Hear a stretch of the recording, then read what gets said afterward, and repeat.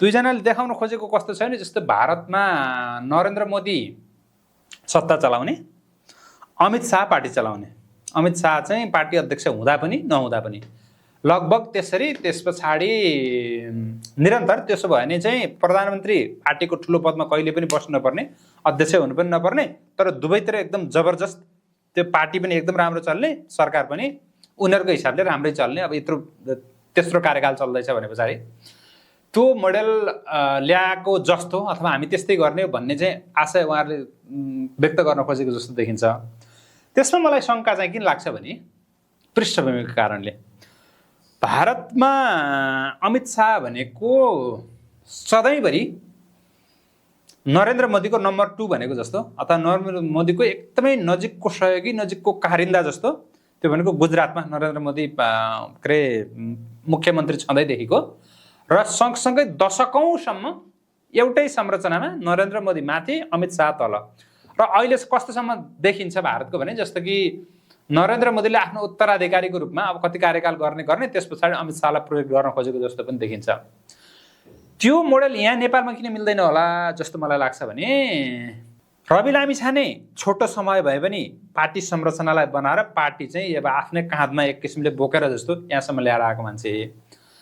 Balendra Shah party बाहिरबाट झट्ट एकदम गेस्ट टुरिस्ट जस्तो चुनावभन्दा अगाडि सुविधाको लागि, म्यारेज अफ कन्भिनियन्स भन्छ यस्तोलाई अङ्ग्रेजीमा, सुविधाको लागि हतपतमा बिहे गरे जस्तो दुईजना एक ठाउँमा आएर यो आएको हो।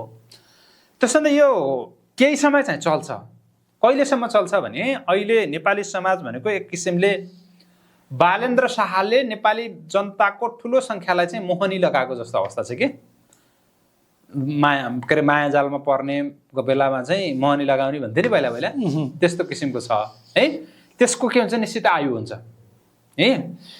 एउटा आयु सकिए पछाडि अनि त्यस पछाडि त्यो मोहनी हुँदा पछाडिको अनुहार मान्छेले वास्तवमा देख्न थाल्छन्।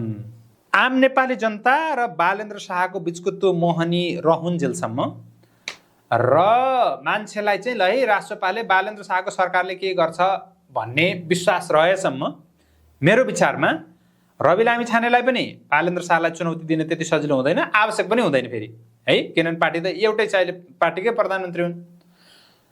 तर समस्या कहाँ आउँछ भने जुन दिन त्यो मोहनी सकिन्छ, बालेन्द्र शाहले म सबैजनाको प्रधानमन्त्री हुँ भनेर जतिखेर भूमिहीनहरूलाई चाहिँ एकदम पराई देशको नागरिक मात्रै नभएर दुश्मन देशको नागरिक जस्तो जतिखेर डोजर लगाएर ड्याङ ड्याङ 2 पुस्ता 3 पुस्तादेखिको कमाई ध्वस्त पारिदिए, चिल्ली बिल्ली पारे, लखेटे। र काठमाडौँमा त्यो गर्दा यत्तिकै देशैभरि जति पनि भूमिहीन थिए उनीहरू त त्रसित भयो। जो मध्ये एकदमै ठुलो हिस्साले जसले राष्ट्रपाललाई भोट हालेको थियो यसपालि, सबैले त पक्कै थिएन तर एकदमै ठुलो हिस्साले राष्ट्रपाललाई भोट हालेको थियो। त्यो एउटा कन्स्टिट्युएन्सी थियो नि, त्यो त सधैँभरिको लागि अब दिग्भ्रमित भयो नि। अब त्यसले फेरि फर्केर राष्ट्रसभामा आउने